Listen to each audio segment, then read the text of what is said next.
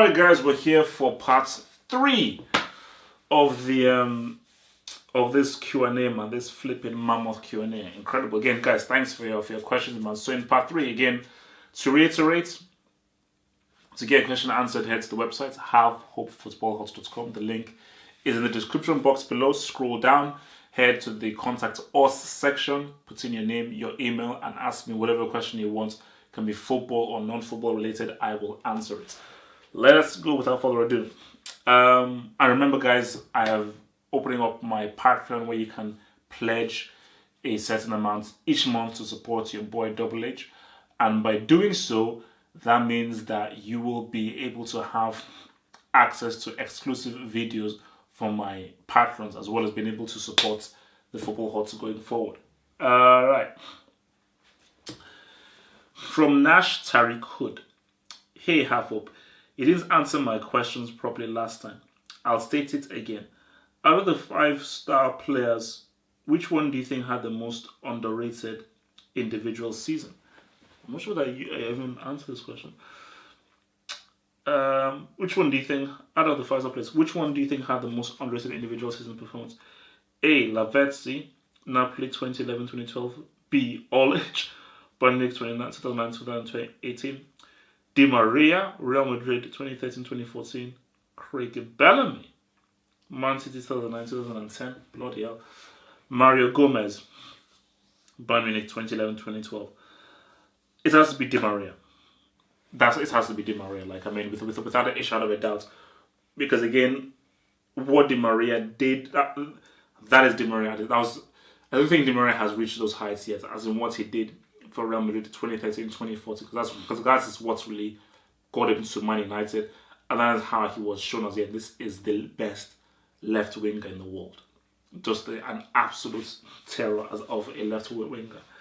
And again, it committed in him, obviously leading to Real Madrid turning the tide's head in the extra time, with that wavy, amazing run that he did that led to Bill scoring that G. So yeah, 100% has to be Di Maria. Amazing season. What happened to that kid? Nash Tariq Hood. Okay, why didn't you do a post-match Champions League final hangout this past May for the Real Madrid versus Juve game?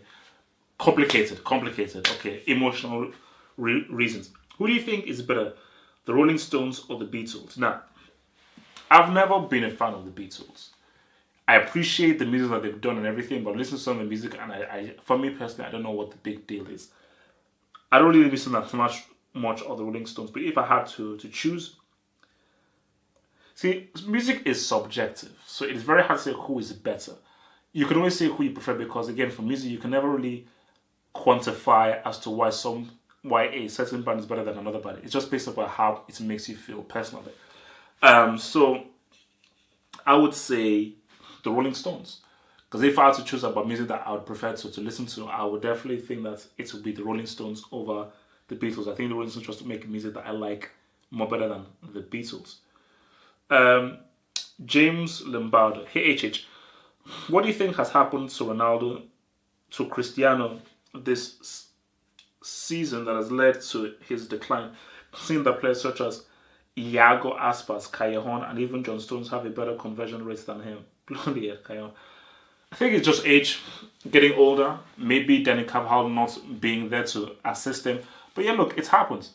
Because you can't be at the top for so long. And I think the age and where it's getting to him. And I think once you're really getting older and it's started to be playing on that high level, that is when I just had a crazy vision, man. I just had a crazy, scary vision that Cristiano just lifting up the World Cup, man. Yeah, man. Look, I just had that crazy flash. Yeah, he's just getting old. It's age. It happens. And again, as I said to people, that if you take the goals away from Cristiano, that dude is finished. Sorry, my eyes itching me. Name Kevin Spacey. Oops. Okay. Hey HH, do you think it's possible for a country Not in Europe or South America to win a World Cup, as it has never been done by anyone else before. Africa, Asia, CONCACAF. And which country do you think would have the best chance to do so? Um, that's a great question, man. It's gonna be hard because it's weird because you look at that. Nigeria have won the World Cup at the under 17 level the most times. So you say to that, why can't that translate to the senior level? I do think it will happen, but I do think that it's going to take some time. I do think that because remember, African and Asian teams were not always at the World Cup. Because when the World Cup was around back in the 30s, 50s, 70s, it was restricted to Europe and South America. But I think with more and more African teams being integrated and being involved in there, the chance will be greater. So I think it's going to happen maybe within the next 15, 20 years. I do think it is most likely going to come out of Africa rather than Asia or CONCACAF. And because again, you look at how Mali are always doing good at this at the junior levels. I've already mentioned Nigeria as well. We saw what Ghana did in 2010. So I think definitely it's going to take some time because I just think that I look at Germany and the players coming through for Germany, France players coming through from France, and look at what Spain are doing right now. And obviously Brazil being Brazil. I just think within the next 5-6 years, it's going to be very tough to break this. So for the next World Cup cycle, I still don't see it happening. I think maybe in 2 or 3 World Cups time, I think maybe you may see the African team develop to a level where, okay, they're ready to now perhaps win a World Cup. But yeah, definitely, I don't think it will be happening this coming World Cup. Which country would have the best chance to do so? It's hard to say, but I would have to come out. I just think, I look at Nigeria, I look at Egypt. I think those have to be the 2 countries where it's most likely to happen because I think they produce the best quality players from Egypt and Nigeria. So if it's going to come out from any country, it's going to be either one of those. Okay. Manfred Gunza. Hello HH, with Nigeria recently lubricating Argentina, do you think that with Moses returning, there could be a surprise team at the World Cup next summer? With so many quality players such as Iwobi, Ndidi and Iheanacho, I think they could really do something. Also, what do you make of the rumors that Vincent Enyeama could return to the squad? Would you be open to this, or do you think his time has passed and Nigeria should move on? With regards to Nigeria next summer, yes, it was a great victory against Argentina. But let's just be very wary right now. Like, a friendly is very different from the real thing and the World Cup. Because once the World Cup starts, it gets very real. And we just have to see. I do think that this is a very special group. I think definitely Moses will give them that extra kick. And I just hope and I pray that everybody's fit. We don't have any kind of major injuries. But we just have to wait I just want the World Cup to start. I just want to see how the team plays and how these young boys, how they operate in a World Cup atmosphere.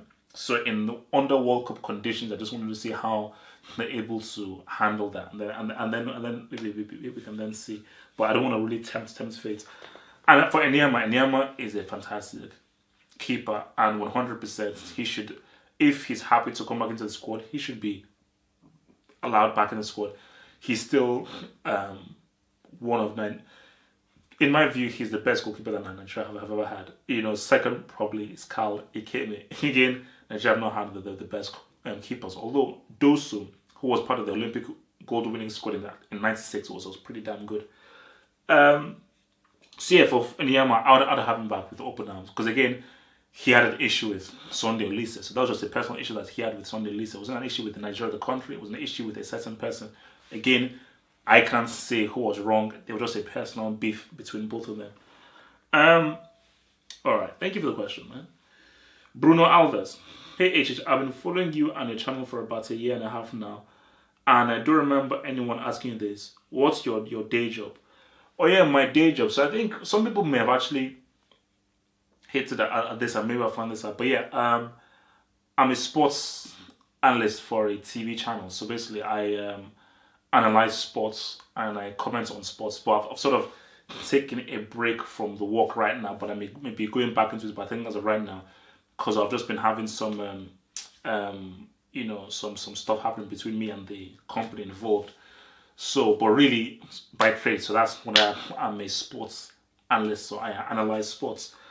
So that is my day job. So obviously it's good because it relates to what I do here, which is analyzing football. But again, my plan is what I said to people is that, which is why I began this whole Patreon thing. I want this to be my job.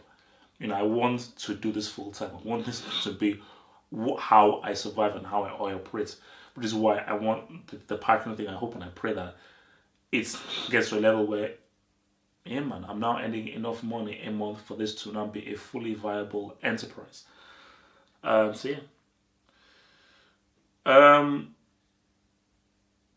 PQ Disney. Hello HH. You have frequently mentioned in the past about how you were a central midfielder when you played football. If you were in your prime, would you rather play in an attacking team such as one of Pep's teams or a more defensive team such as one of Mourinho's teams? Thanks once again for the daily content. That's a brilliant question. An absolutely brilliant question. That's a tough one.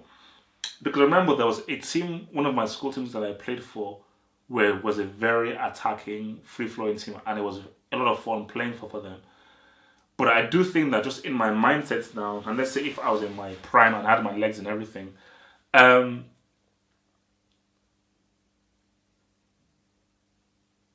that's tough.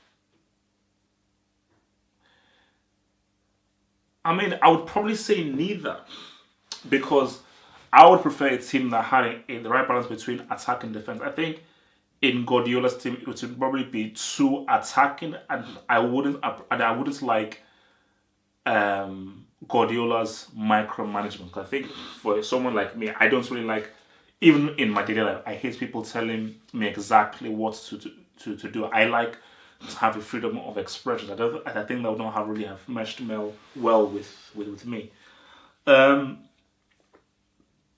as for Mourinho, I don't think being the very regimented style would be really my thing. That's why for me, if there was a manager, I think probably a much more suitable question is which manager would I have liked to play for, and I would have really liked to play for someone like an Ancelotti.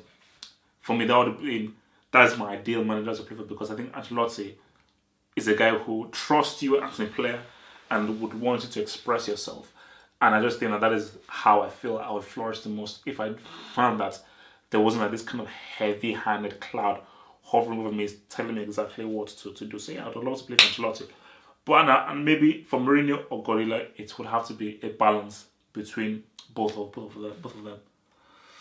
That's a very interesting question, Bruno Alves again. Hey HH, now that we know the teams and pots for the World Cup draw, what is personally the worst and best scenario for Nigeria regarding the groups they can be seated in? And also, what is the group you would most want to see, and the group that you think would be the most balanced? You know what, Bruno Alves? I am working on a video on that very soon. So instead of answering that right now, stay tuned to the channel, because I'll be doing a video because I have seen the pots, where I look at all of the pots and I look and discuss all of the flipping scenarios of what could happen. So yeah, I'll be doing that very soon. So just keep thy eyes peeled. Wild Doom goes, HH, what do you think about the Griezmann to Barcelona rumors? Also, how high do you rate Ter Stegen, the Barcelona keeper? I don't think those rumors are real. I don't think that's going to happen. Griezmann to Barcelona, the only move that's going to happen, it's obvious, is Griezmann to United, because one of Griezmann's closest friends is Pogba. So that is the one that I see most likely to happen. I don't see Barcelona. I can't see the connective tissue there happening. I don't see any link between him and Messi, links with him with any guys there. How many French players do they have there apart from Dembele? Is he that close to Dembele and Umtiti? I don't think so, not to the same degree as Paul Pogba. Ter Stegen, I think Ter Stegen is a very good keeper. He's getting a lot better. Before it was a bit iffy, but I think right now he's definitely developing into a much more of a quality better keeper who is mixing his amazing reflecting saves with also being able to have high concentration and knowing how to keep properly. So yeah, Ter Stegen, he's arguably top 5. You could say he's top 5.